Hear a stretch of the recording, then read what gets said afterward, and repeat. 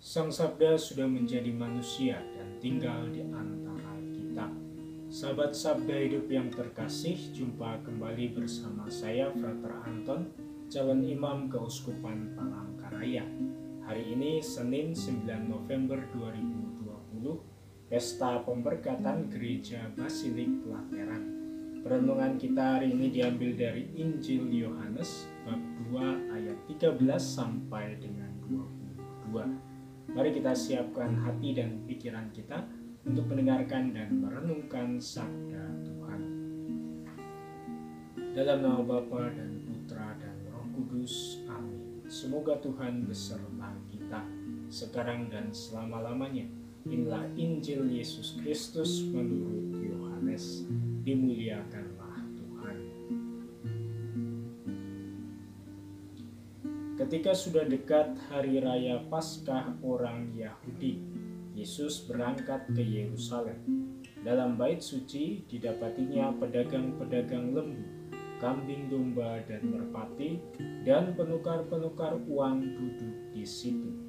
Maka Yesus membuat cambuk dari tali, lalu mengusir mereka semua dari bait suci dengan semua kambing domba dan lembu mereka. Uang para penukar dihamburkannya ke tanah, dan meja-meja mereka dibalikannya. Kepada pedagang-pedagang merpati ia berkata, "Ambil semuanya ini dari sini, jangan membuat rumah Bapakku menjadi tempat berjualan." Maka teringatlah murid-murid Yesus bahwa ada tertulis, "Cinta untuk rumahmu menghanguskan aku." Tetapi orang-orang Yahudi menantang Yesus, katanya, "Tanda apakah dapat engkau tunjukkan kepada kami bahwa engkau bertindak demikian?"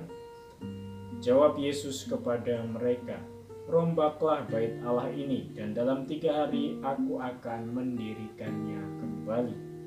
Lalu kata orang Yahudi kepadanya, 46 tahun orang mendirikan bait Allah ini, dan engkau dapat membangunnya dalam 3 hari?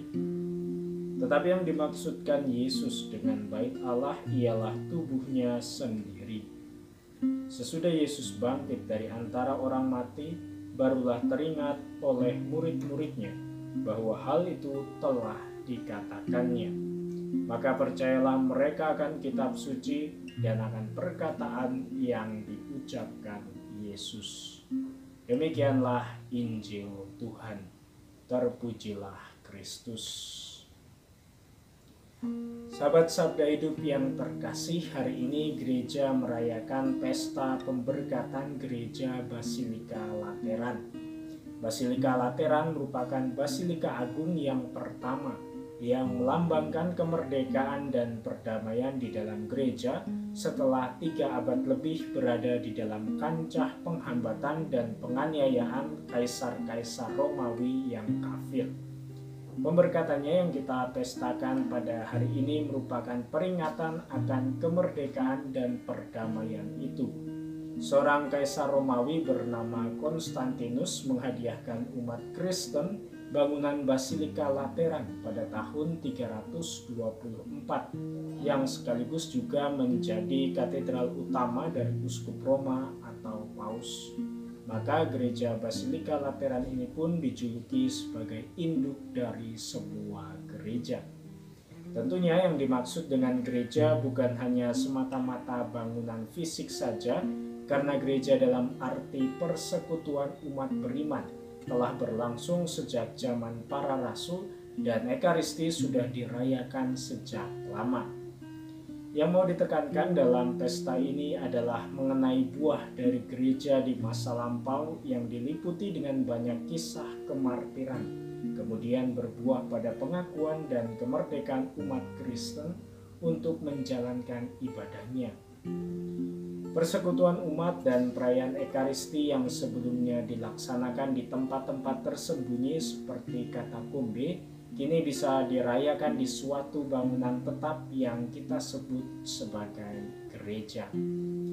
Para sahabat Sabda Hidup yang terkasih, bacaan Injil hari ini menampilkan pula bagaimana Yesus pergi ke bait Allah untuk menjalankan ibadahnya sebagai seorang Yahudi, dan pada waktu itu sudah dekat hari raya Paskah orang Yahudi.